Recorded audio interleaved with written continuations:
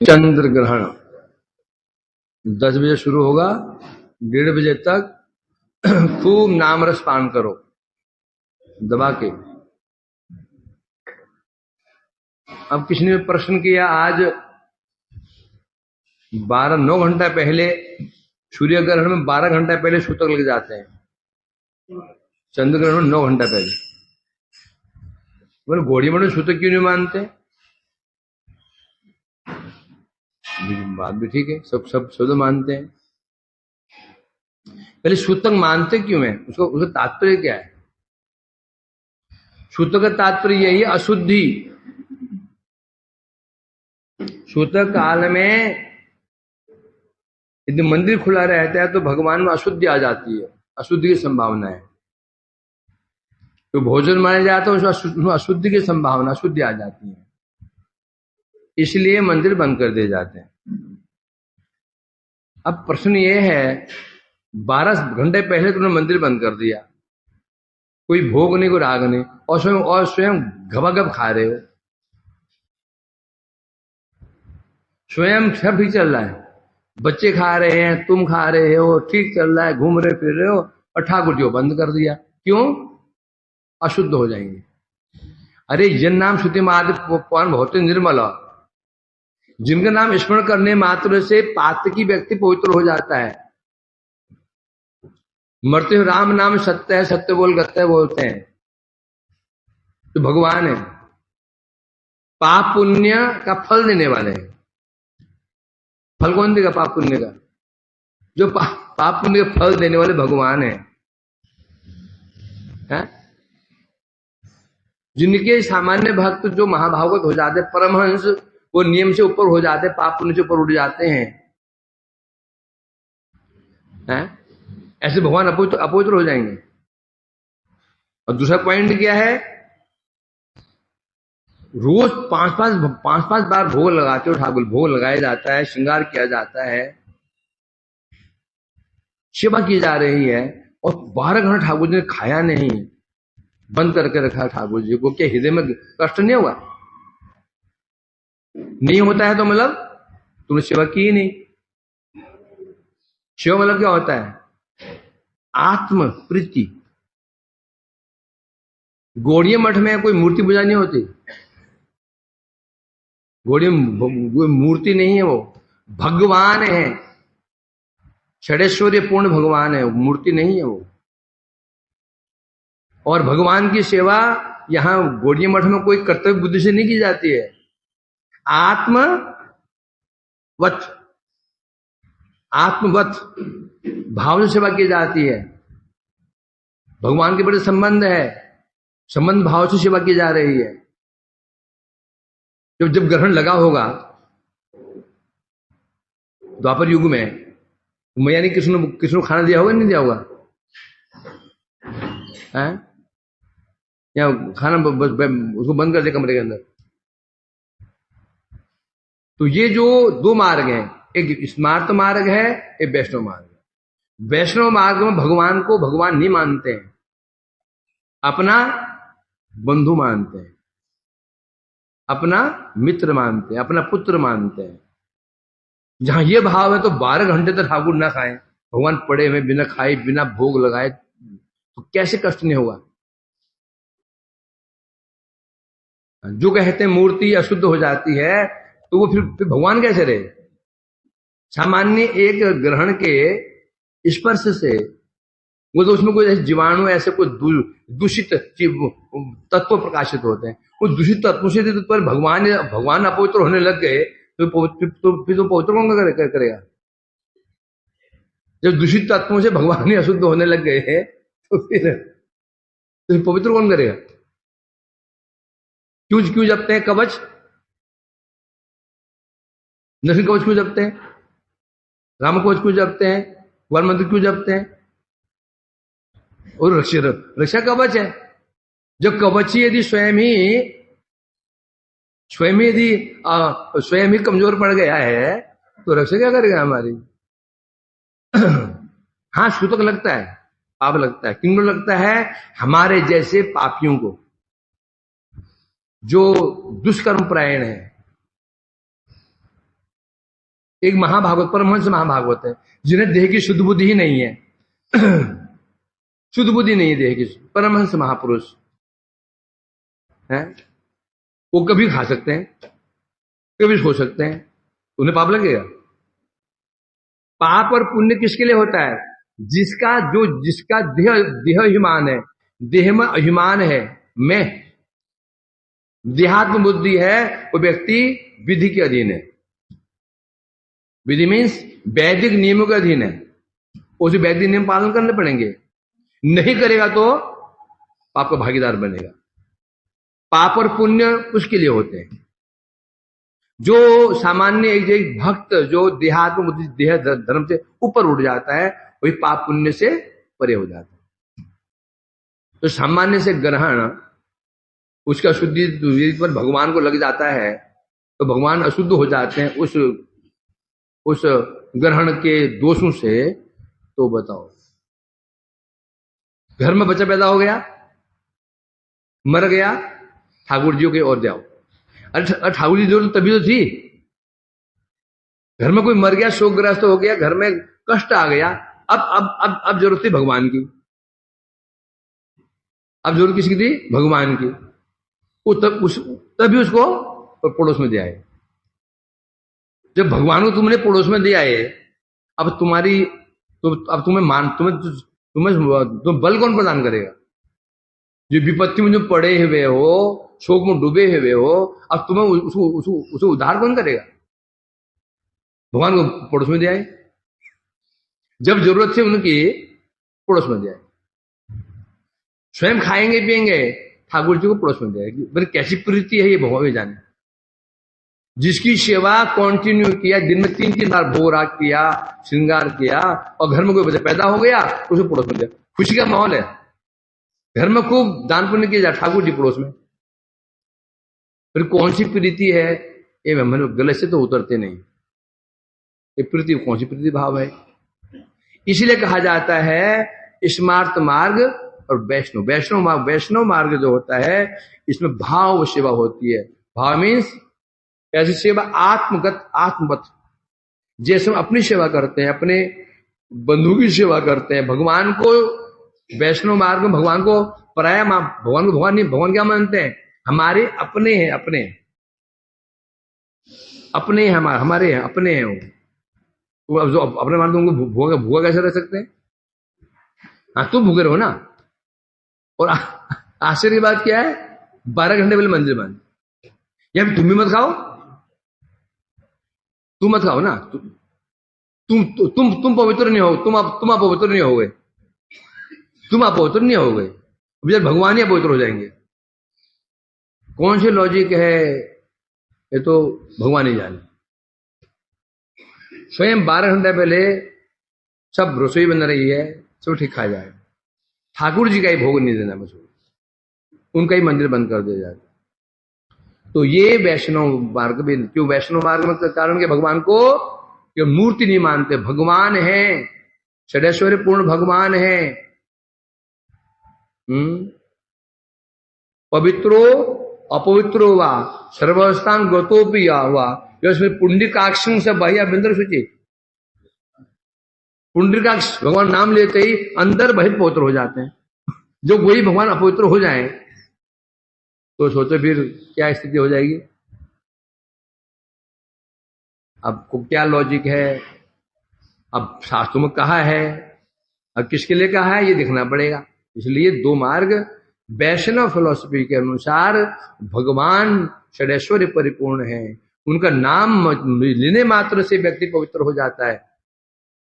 मर गया ठाकुर जो दूर दे आए, और वहां पर क्या कर रहे हैं? नाम किसे ले रहे हैं? राम नाम सत्य है ना, कुछ विरोधाभास।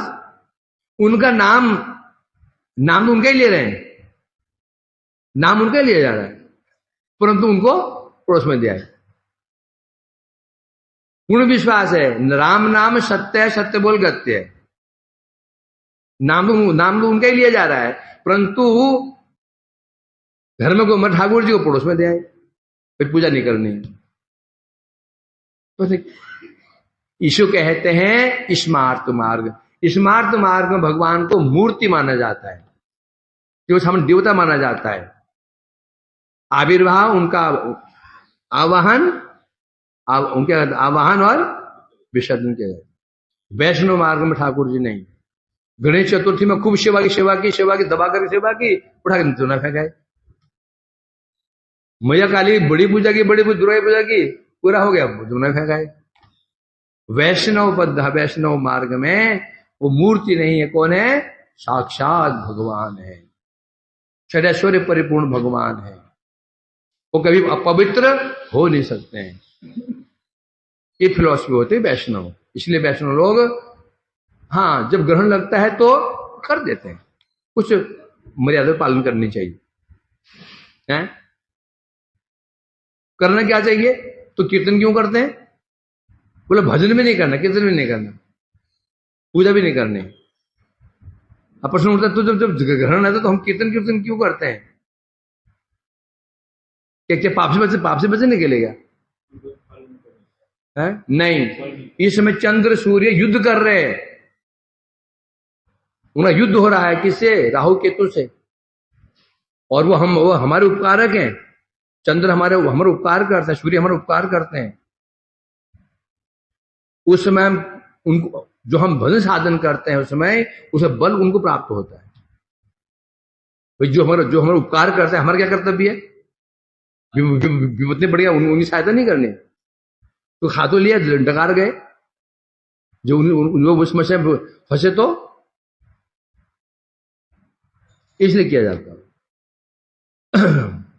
अब समाज है ना, इसलिए मैं उसमें कई गौड़ी मठ भी शायद ऐसे पालन कर रहे हैं। अभी कृष्ण जी कहते हैं ना कि 6 बजे पहले खा लेना चाहिए, कौन कहते हैं? शायद कोई गौड़ी मठ भी ऐसे कर रहे हैं। नहीं सर, कोई मठ करता है।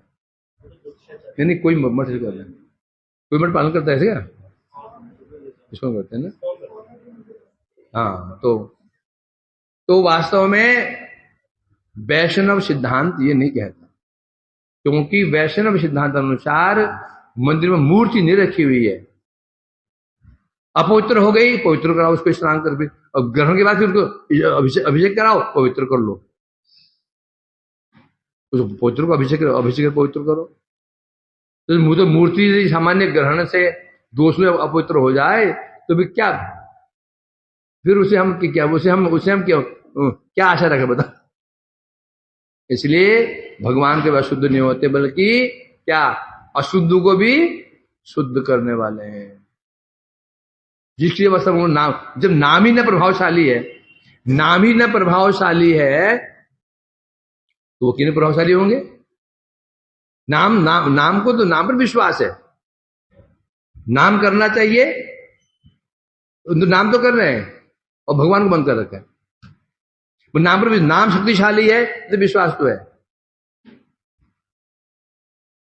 और भगवान पर विश्वास नहीं, क्योंकि पता नहीं है नाम नामी अभिन्नत्व नाम नामी न। यहां भी नामी मत करो, उनका नाम क्यों लेते हो? नाम बंद कर दो उसमें। ये विचार है। तो हमारा वही बस, हम 10 बजे हम शुरू करेंगे और उसके पश्चात 1:30 बजे कीर्तन करेंगे बस। उसके पश्चात अब 1:30 बजे है, स्नान भी नहीं कर सकते हैं उसमें। उसके बाद माला करो या शयन करो, तो फिर उठ करके आराम से 3 बजे स्नान करके फिर मंदिर खुलेगा।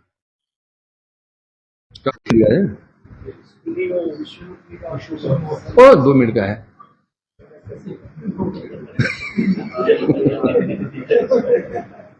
मुझे चिंता इसकी लगी हुई है, अब आज जो आ रहा है ना, बड़ा टेढ़े मेढ़े आ रहा है। मैं एक नहीं पढ़ रहा हूं उसको, सूर्य मंडल भेज रहे हैं, क्या भेज रहे हैं पता नहीं, ये जाने। चलो अब जो शुरू हो गया, आधा घंटा रहेगा तो वही विश्वरूप जी। तो है विश्वरूप जी का संन्यास दिवस। विश्वरूप जी है कौन? है स्वयं नित्यानंद प्रभु ही है, उनसे अभिन्न नहीं, कोई उनसे अलग नहीं है। अब लीला के अनुसार शची माता की जब 8 कन्याओं ने जन्म लिया, एक के बाद एक सब मरती चली गई। उसके पश्चात जन्म हुआ विश्वरूप का। जो 8 कन्याएं मर जाएं एक के बाद एक, तो सोचो क्या हालत होगी वो जगन्नाथ मिश्र और शची माता जी क्या हालत हुई होगी। एक पुत्र मर जाए तो महिला की पागल हो जाती है। 8 लड़कियां मर जाए एक के बाद एक। जब पुत्र उत्पन्न हुए विश्वरूप जी, अति सुंदर, मानो विश्व का रूप ही, सारा विश्व का रूप ही मानो उनमें सिमट गया। इतना सुंदर स्वरूप था उनका। सुंदर रूप को देख करके जो माता पिता थे उनके, जगन्नाथ मिश्र जी, उनके साथ दुख चला गया। नाम रखा विश्वरूप। विश्व जिनका स्वरूप, या जितना विश्व जिनमें आ गया विश्वरूप। बाल्यावस्था से बड़े ही संयमी, छोटे बचपन से ही, कोई चंचलता नहीं, कोई बदमाशी नहीं, कोई चुपचाप रहना, शांत रहना, जो दे दिया खा लेना।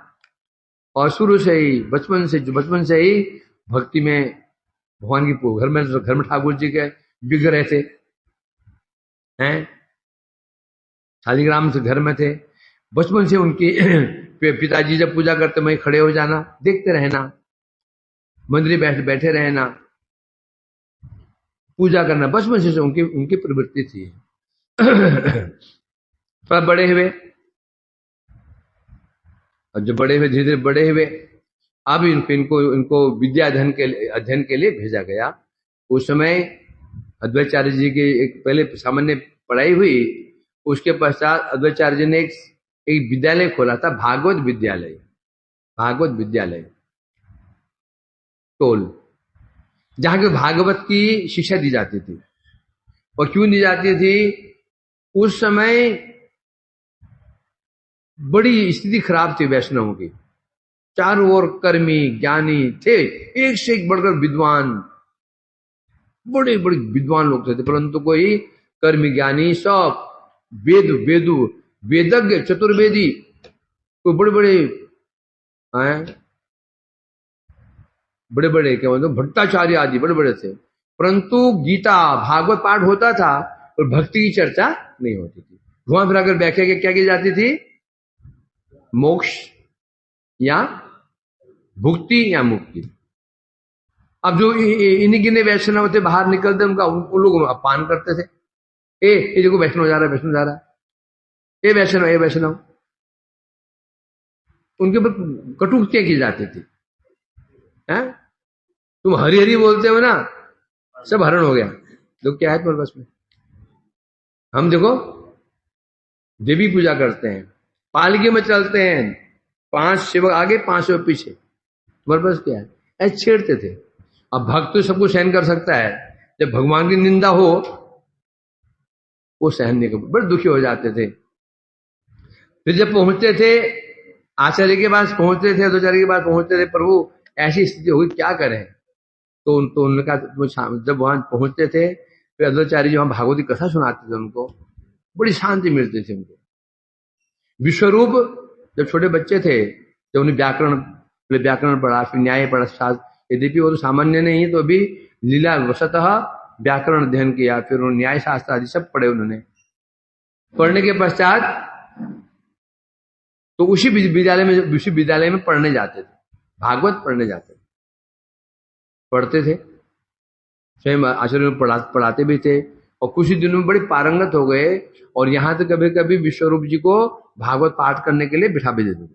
भागवत पाठ कर बड़ी अच्छी भागवत करते थे, बड़े सुंदर अच्छी व्याख्या करते थे, भक्तिपूर्ण व्याख्याएं। तो जो वैष्णव लोग थे, थोड़ा वैष्णव लोग थे जो यहाँ पर कष्ट पाते थे, लोगों की कटुक्ति सुन करके उन्हें बड़ी शांति मिलती। उसे कुछ समय पश्चात ही श्री महाप्रभु का आविर्भाव हुआ है, और नाम रखा उनका निमाई। जानते हो क्यों रखा?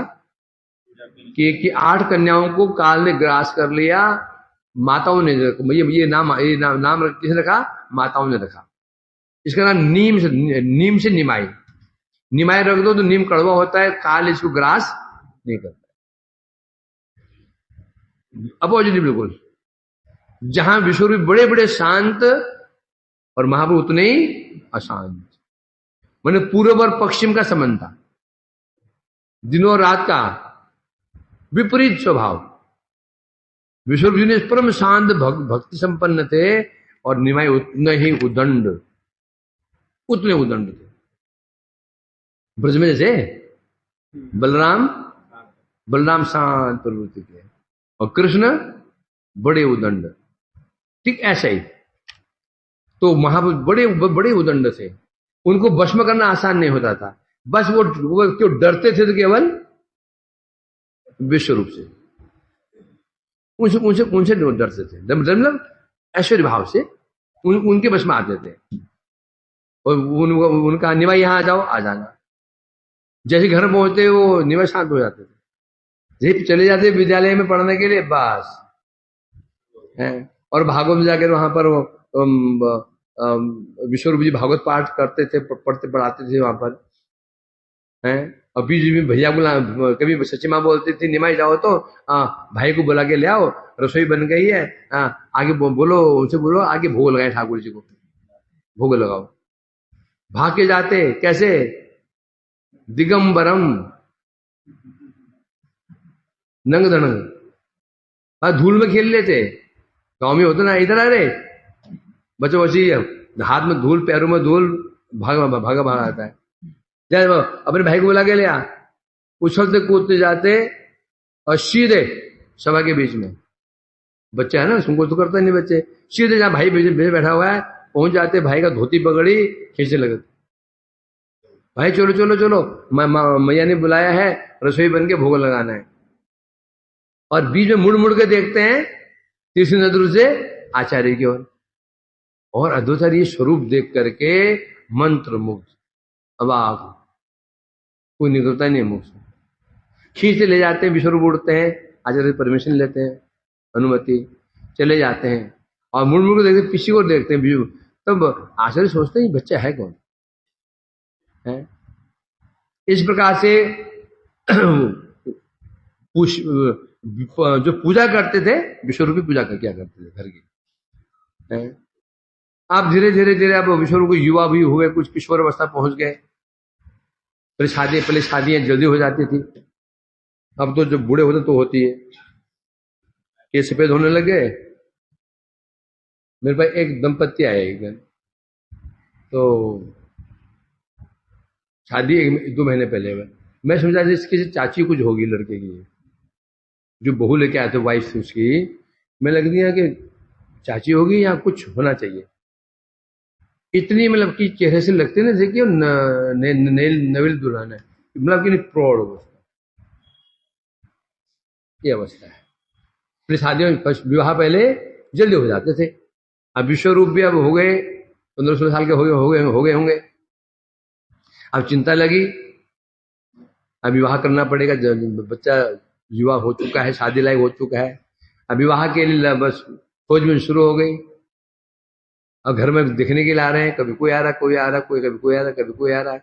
उनको लगा दाल में कुछ काला है। ये लोग आगे मेरे को क्यों देखते रहते ऐसे करके, तो मेरे क्यों देख रहे हैं, तो समझ जाते ये लड़के वाले देखने आते। और फिर बात खुल गई, पहले बताते नहीं थे तेरी शादी करनी है, बस ही लड़के वाले लड़के नहीं, लड़की वाले लड़के को देखते थे, लड़के वाले लड़की को देखते थे। ना लड़की से पूछा जाता था, ना लड़के से पूछा जाता। लड़के वाले लड़की को देखेंगे, लड़के को देखेंगे, लड़की को देखेंगे, लड़का लड़की को आपस में देखेंगे, घर वाले देखेंगे, पसंद आ गए शादी, उन्हें पसंद हो या नहीं हो, वो शादी टिकती थी। उल्टा लॉजिक नहीं, पहले लड़का लड़की से जो जानना चाहिए, समझना चाहिए, टूट जाएगी। क्यों जाएगी? लड़का लड़की दोस्त को जानता है। आबिश माँ की लड़की बोलती थी ना, जानते वो लड़का मेरे पीछे पड़ता था, वो लड़का इतनी लड़की लेने लगे रहती मेरे पीछे। लड़का लड़का मैं भी कम नहीं था, ये लड़के मेरे पीछे लगे रहते थे। अब इसने बोल दिया, शादी हो गई। एक दिन लड़का किसी लड़की से बात कर रहा था ऑफिस में, और सुना पहले था इसी कई गर्लफ्रेंड से थी। अब क्या होगा, लड़की वजह किसी से फोन पे कुछ अमेजोन कुछ मंगा रही थी ऑर्डर पे, वो भी उसने भी सुना था, मेरी जो पत्नी कई बॉयफ्रेंड थे। अब क्या होगा, बस डंडे शुरू, युद्ध चप्पलें शुरू, बस। अब इसमें क्या होता है, ना लड़का लड़की को जानता है, न लड़की लड़के को जानती है। लड़के में क्या दोष है, उसने क्या किया, लड़की नहीं जानती। लड़की ने क्या गुल खिला रखे हैं, वो लड़का नहीं जानता। दोनों दूध के धुले हैं, समझे कि नहीं? झगड़े मतलब ही नहीं। क्या भाई, क्या होता है, लड़की ने जो लड़का होता है पास्ट को भूल चुका होता है, तो अब ऐसा नहीं है, ऐसा नहीं है, अभी वो ठीक बन चुका है। परंतु क्योंकि उसकी पत्नी जानती है पहले ऐसा था, तो जैसे कोई इसको ऐसे कुछ दिखता है, लक्षण दिखते हैं, वो तुरंत लगते अच्छा हो यह भी वही कर रहा है।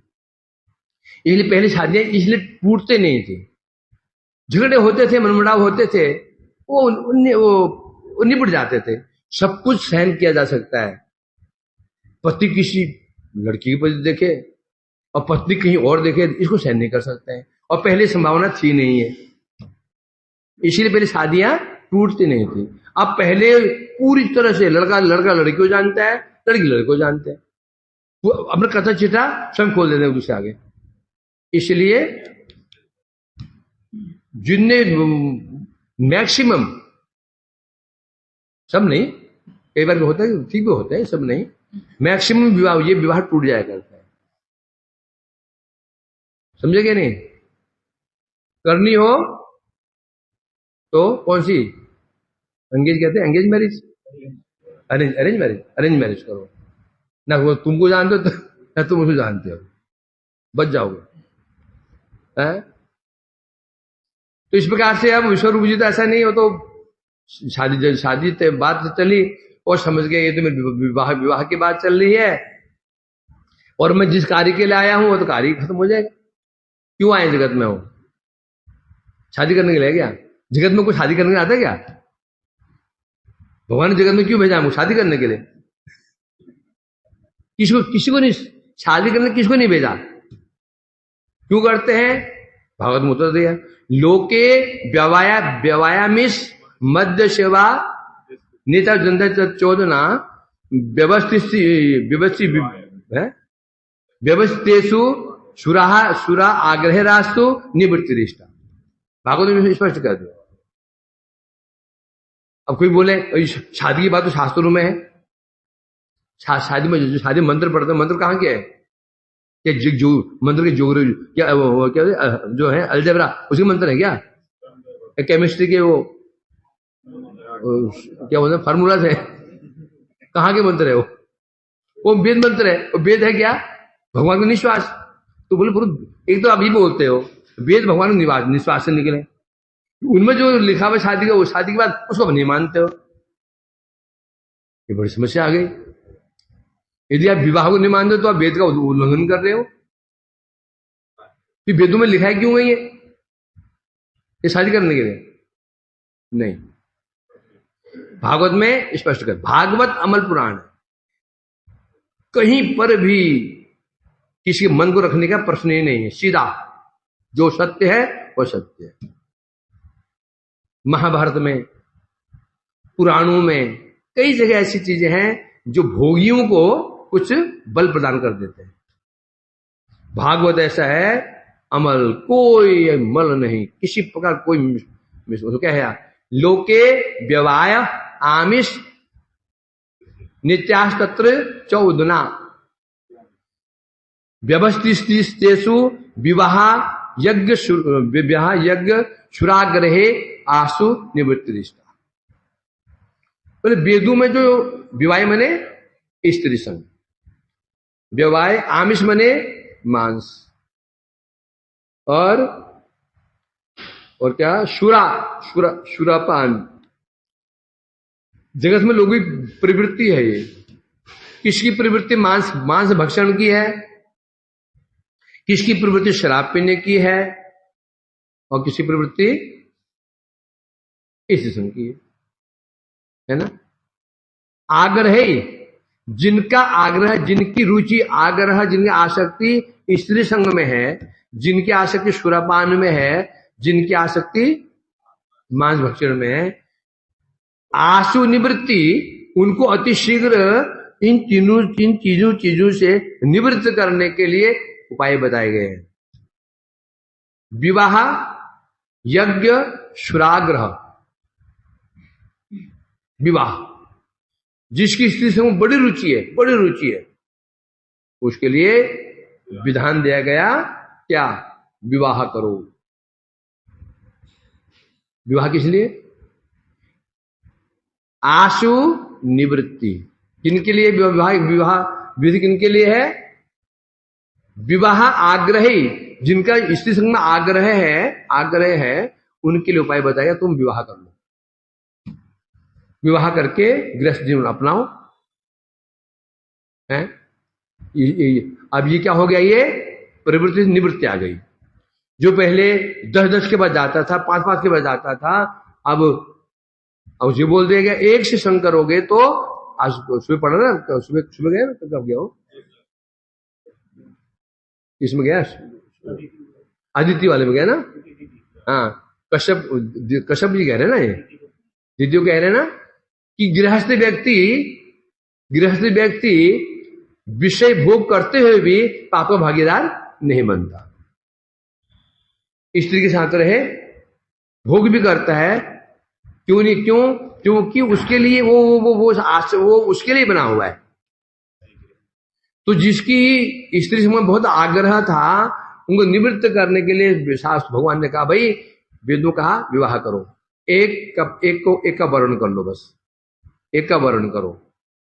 एक से अधिक जाओगे तो पाप भागीदार बन जाओगे, एक से करोगे पाप नहीं लगेगा। अब क्या हुआ, जिसकी बड़ी रुचि थी और सोचता था यार वो अच्छा हो गया, चलो भाई ये इच्छा ही पूरी हो गई और पाप से बच गए, तो विवाह।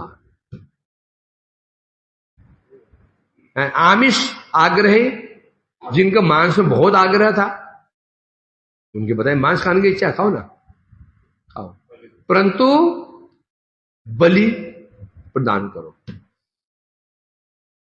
बलि प्रदान करके करो। बाजार में गए, आधा किलो ले आए उठा करके, आधा किलो ले आए, 150-200 केले मिलता होगा। आप बलि देने के लिए बकरा चाहिए, दाम कम से कम 20,000 रुपया, बकरा 20,000 का, फिर बलि दोगे, फिर पूजा करनी पड़ेगी, कुल में एस्टिमेट बैठ जाएगा 70-80 हजार रुपया। रोज करो, रोज बलि दो, रोज खाओ ना। अब अभी क्या पड़ गया, ये लगभग 80,000 रुपये किलो पड़ गया। कितना पड़ा, खाएगा तो 1 किलो ना, पूरा बकरा नहीं खा जाएगा वो तो रिश्तेदार खाते हैं, कोई भाग्य में तो 1 किलो ही पड़ता है। तो अब क्या रेट पड़ गया उसको, 80,000 रुपये किलो। चलो पैसा दे भी दिया, समय रोज बैठो, ये बलि दो, घर में पूजा पाठ करो, सब काम धाम छोड़ छाड़ करके कर सकते हैं। क्यों आदमी सोच रहा है तो ऐसे करते हैं, अब महीने में एक बार, रोज नहीं खा पाएंगे। जो रोज खाता था महीने में 2-3 बार खाएगा, तो क्या होगा, ये निवृत्ति हो गई रोज। अब वैसे सुरापान की इच्छा है तो सुरापान भी है, यज्ञ करो, उसमें देवताओं को, ऐसे तामसिक देवता हैं उनको सुरार्पण करो, फिर बात हुई आ जाती है, फिर पूजा करो, फिर पूजा में फिर घर भरे रिश्तेदार आएंगे। जो पहले 60 रुपए का पैक मिल जाता था पौवा, वो पड़ गया कम से कम 5,000 पौवा, 5,000 पड़ गया, रोज पियो अभी। तो कह रहे हैं इस प्रकार से आग्रहेशु निवृत्त रिष्टा, जो जिनका आग्रह स्त्री संग में है, सुरापान में है, मांस भक्षण में, उनके लिए व्यवस्था है क्या व्यवस्था है, है, उनके लिए व्यवस्था है। तो शास्त्र उद्देश्य ये नहीं है सब शादी कर लें। जिनकी प्रवृत्ति है, क्योंकि जानते वही बिना भोगे मानेगा नहीं, बिना भोगे मानेगा नहीं। भोग के देख लेना, भोग लो, देख लो। हैं, बोलते प्रभु जी कोई आया, मैं आज सोच रहे प्रभु जी जो कह रहे हैं बिल्कुल ठीक है। आज कोई लेडी मेरे पास आई, बोलते हैं प्रभु जी जो आप बिल्कुल ठीक कह रहे हैं, आप समझ रहे हो, फंस गई, बुरी तरह फंस गई, बुरी तरह से फंस गए संसार में।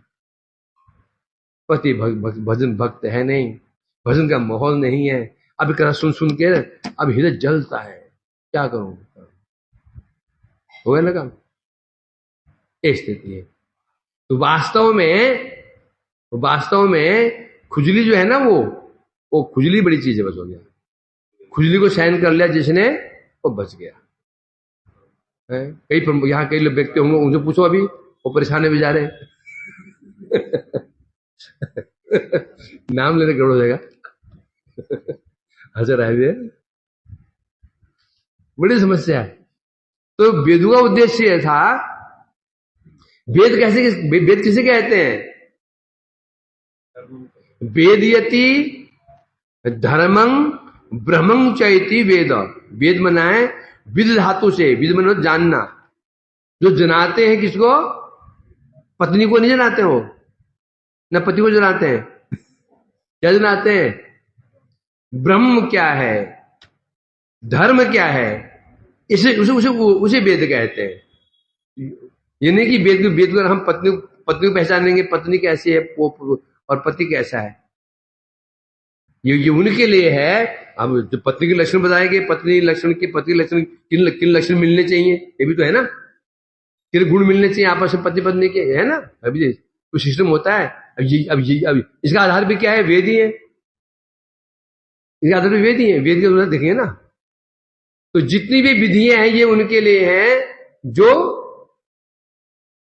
जितेंद्रिय नहीं है, कामनाएं हैं, उनके लिए, उनको निवृत्त करने के लिए ये संसार बनाया हुआ है। संसार फंसाने के लिए नहीं बनाया, संसार भगवान ने बनाया है क्या? अपने पास हमें बुलाने के लिए। प्योरीफाई, जगत संसार क्या है? ये शुद्ध करने, संसार क्या है? शुद्ध करने का स्थान है। शुद्ध कर करके यहां पर रिफाइंड करके तो भगवान ले जाएंगे। अब वहां तक भगवान हमको लेके जाएंगे। तो संसार शादी के लिए नहीं है, विश्व रूप तो भगवान है। वो समझ गए गड़बड़ चल रहा है मामला, तो एक दिन रात में ही उठे, चले गए, चल पड़े। और प्रातःकाल उठे, जगन्नाथ मिश्र जी उठे। अब सब पे घर में कौन उठता था? विश्वरूप। अब मंदिर सब कौन उठता है? पुजारी उठता है ना, पुजारी से पहले नहीं उठता पुजारी, हैं? मंदिर से सबसे पहले मंदिर को किसे उठना चाहिए? पुजारी को उठना चाहिए। वो सबको जगाएगा, जैसे चलता है आजकल, है? तो पुजारी एक पूरा तो वही पूजा वो करते थे। सब घर में कौन उठते थे? विश्वरूप ही उठा करते थे। गंगा स्नान करना ब्रह्म मुहूर्त में, पूरी सेवा व्यवस्था पूरी कर लेना। आज सुबह जब सची माता उठी, विश्वरूप दिखाई नहीं पड़े। सोचा कि गंगा जी में स्नान करने गया होगा, वहां गया, वहां भी नहीं। जगन्नाथ मिश्र जगाया सब जगह, यहां खोजा, वहां खोजा, वहां खोजा, कहीं पर भी। आचार्य के पास गया, आचार्य विश्वरूप कहाँ गया? बोल यहाँ सुबह यहाँ तो नहीं आया। यहां खोजा, वहां खोजा, बस समझ गए गृह त्याग कर दिया। ये विचार करते ही सची माता जगन्नाथ मिश्र मूर्छित हो गए, विलाप कर रहे हैं। इतना सुंदर पुत्र जब कैसा भी हो तो भी माता पिता छोड़ते नहीं उसको, है? शराबी हो जा, कबाबी हो जा, आगे आ जाओ, परंतु घर में रहो, साधु नहीं बनना। सिर फाड़ दो लोगों, सिर फाड़ के आ जाओ, हम बिल करवा लेंगे, तो साधु नहीं बनना। है ना। अब दुखी हो, माता माता माँ ही होती है, विलाप करने लगे, विवाह विश्वरूप, पूरा गांव इकट्ठा हो गया है। और जो भक्त लोग थे वो क्यों दुखी हुए, क्योंकि विश्वरूप सबको भागवत सुनाते थे। जितने भी वहां पर वैष्णव थे वो भागवत सुनाते थे, और आचार्य के तो अति प्रिय बन चुके थे विश्वरूप जी हैं। चारों हाहाकार मच गया उस समय। फिर कोई बोलते ना, पराये घर में आग लगे ना तो पड़ोसी आग सेकता है। कोई कह रहा है अरे आपका तो जीवन धन्य हो गया, आपके बेटे ने संन्यास ले लिया। बोलते ना प्रभु जी आप ओके, हमसे बोलते हैं आप धन्य हो गए, आपके आपके माता पिता धन्य हो गए। क्यों धन्य हो गए? आप साधु बन गए, अब लड़के को भेज दो, आप भी धन्य हो जाओ। लड़के को भेज दो, नहीं नहीं वो नहीं, हमें धन्य नहीं होना है। कहते हैं पड़ोसी में आग लगे ना, दूसरा आग पे सेकना। कोई कह रहा है आप धन्य हो गए, लड़का सन्यासी बन गया, आपके 7 पुल तर गए। अब माँ की ममता मानेगी इसको? ममता मानती है मम्मा की? ममता नहीं मानती। और पुत्र यदि विश्वरूप जैसा हो तो उस समय निमाई महाचंचल निमाई, इतने चंचल कि पूरे नवद्वीप के नाक में दम कर रखा था। थोड़ी बच्चों से आरंभ करके बुढ़ों तक, आबाल सबको। तो बच्चों को भी नहीं छोड़ते थे, बुढ़ों को भी नहीं छोड़ते थे, जवानों को नहीं, जो जो यहां मिल गया उसके वही खैर में। इतने चंचल निमाए, जब देखा कि अरे माता पिता बहुत दुखी हो रहे हैं तो शांत हो गए। दोनों से कहने लगे क्या बोले, आप चिंता मत कीजिए, दादा चले गए हैं तो मैं तो हूं ना, छोटे बच्चे, मैं आपकी सेवा करूंगा, मैं आपको कभी छोड़कर नहीं जाऊंगा, सेवा करूंगा, जैसा आप कहेंगे वैसा करूंगा। अब उनका पुत्र मुंह देख करके कुछ इनका निमाई का ऐसा कहना, ऐसे स्नेह, फिर महाप्रभु निमाई का मुख कमल देख करके उनका कुछ विरह शांत हुआ। और बाद में महाप्रभु वही वैसे वो भी निकले, है तो पाचे है ना। ये विचित्र है, विष्णु जैसे वैष्णव भी ऐसे है ना। भगवान जैसे निष्ठुर, भगवान भक्त भी ऐसे निष्ठुर है कि निष्ठुर। इस प्रकार से विश्वरूप चले गए, वर्णन मिलता नहीं उनका, बाद में वर्णन मिलता है जब श्रीमद चैतन्य महाप्रभु बड़े हुए और फिर तो फिर एक बार उन्होंने बहाना बनाया, संन्यास लिया। क्यों? उद्देश्य क्या था? मैं अपने बड़े भ्राता की खोज में जाऊंगा। वो तो बहाना मात्र था। जब वहां खोज संन्यास लिया, संन्यास लेने के बाद होते होते पंढरपुर पहुंचे, पंढरपुर महाराष्ट्र पंढरपुर, वहां पहुंचे तो वहां मैंने पता चला कि मेरे भाई जो विश्वरूप जी ने संन्यास ले लिया था, उनका नाम था शंकरारण्य। शंकरारण्य नाम हुआ था। और वहीं उन्होंने उसी स्थान पर उन्होंने क्या किया, अपने आप को अप्रकाशित किया था। अप्रकाशित वहां पर किया, परंतु वास्तव में कहां किसे मिल गए? नित्यानंद मिल गए। एक तत्व में दो लीलावस्त्र, दो रूप धारण किए थे, आप फिर दोनों फिर एक हो गए। विश्वरूप फिर नित्यानंद में प्रवेश कर गए, और उसके पश्चात फिर नित्यानंद जी की लीला सब जानते ही हो कैसी लीला करते हैं। इस प्रकार से विश्वरूप जी की जय हो। अब बजे 5 मिनट, इसको शुरू कर देते हैं, हैं? 5 मिनट, हाँ, अपने कोर्ट है। तो हमारा चल रहा है बृहद भागवतमृतम 3रा अध्याय। इसका जो शीर्षक है भजनम। पहले का शीर्षक क्या था? ज्ञानम। दूसरे का, पहले वैराग्यम था, दूसरे का ज्ञानम, तीसरे का भजनम। अब भजनम इसका शीर्षक है। हाँ, इसमें अब देखें क्या बोलते हैं। यहाँ पर शुरू कर देता हूं क्योंकि 2 दिन से विराम लग गया। जब कथा धारा प्रवाह चलते हैं ना, 2 दिन के विराम होने से पीछे साफ हो जाता है कहाँ थे, क्या कर रहे थे करके। ये बड़ी समस्या होती है, पूरा साफ हो जाता है। अब मुझे पता नहीं क्या चला करके है। तो फिर क्या श्रवण किया हमने?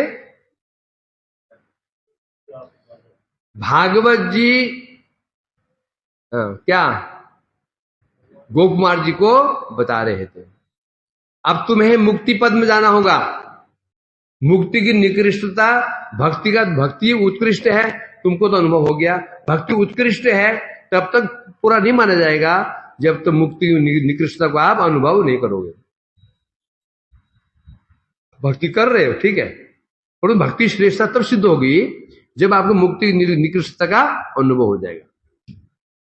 यदि मुक्ति निकृष्ट का अनुभव नहीं होगा तो भक्ति उत्कृष्ट का अनुभव भी नहीं होगा, नाम मात्र का होगा वो। भक्ति बड़ी निष्ठा है, बड़ी निष्ठा है, बड़ी बोलते तो है। जब तक भक्ति विपरीत जो हम कहते हैं क्या स्वरूप भ्रम, तो सब भ्रम कौन सा है?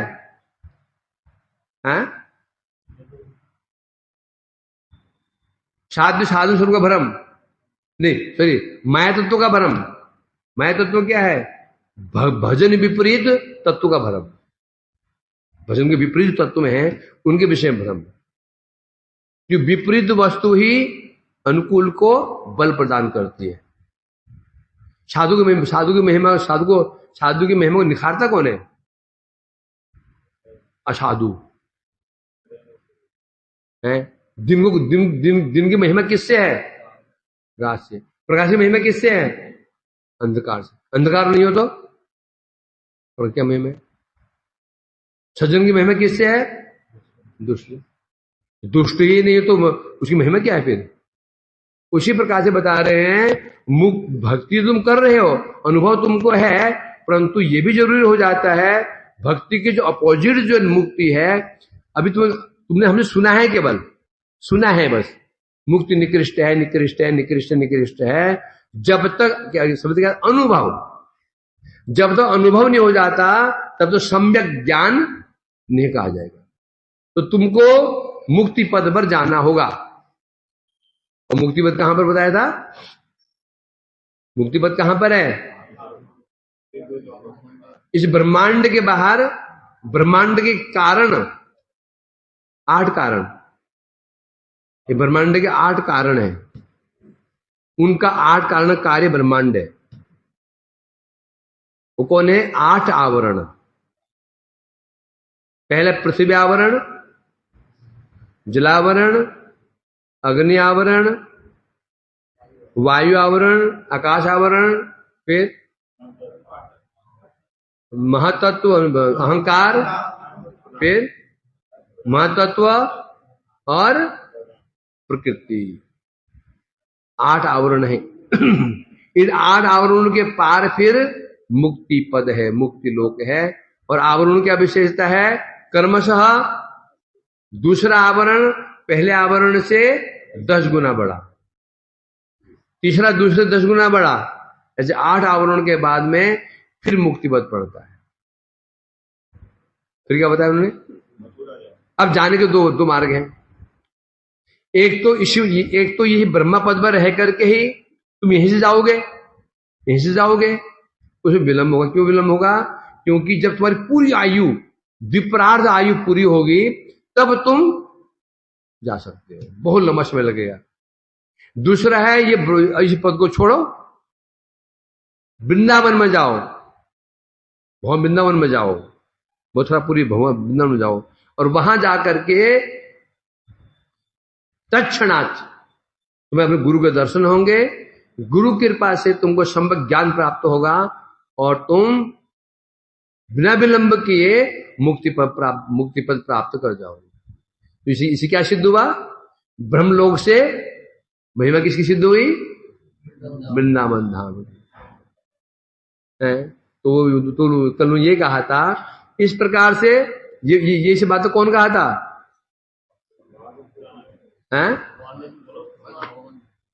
पहले भागवत ने कहा, मन खराब हो गया, भगवान को मेरे प्रभु तो यहीं पर ही हैं, मेरे पिता हैं, कैसे जाऊं? भगवान ने कहा तुम जाओ, जाकर के तुम्हें वहां पर मेरा ही स्थान है, और जो मेरी लीला स्थलीय हैं वह दर्शन करना, और फिर जब मुक्ति पद में जाओगे तो वहां फिर मेरा ही दर्शन होगा। और रही आनंद की बात, इससे कई गुना अधिक आनंद की प्राप्ति होगी, लालच दे दिया। इसलिए अब वो कल पहुंच तो गए हैं, कल ये अभी उतरे हैं वृंदावन में, स्नान कर रहे हैं। कहाँ पे? केसी घाट, अरे कहाँ पे? विश्राम घाट में। कल वहां से आगे निकलेंगे।